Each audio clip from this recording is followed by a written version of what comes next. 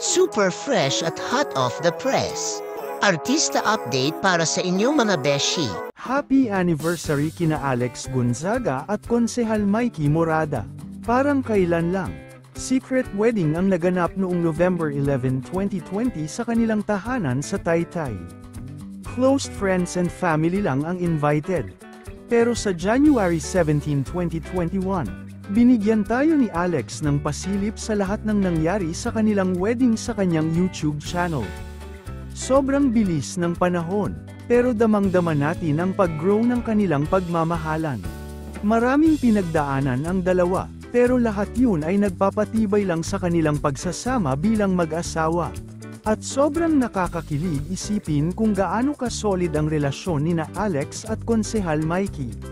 Sa bawat milestone ng kanilang marriage, pinapatunayan nila na kaya nilang harapin ang kahit anong challenge basta't magkasama. In God's perfect time, darating din ang baby na magdadagdag ng saya at kulay sa kanilang tahanan. Exciting times ahead para sa kanila.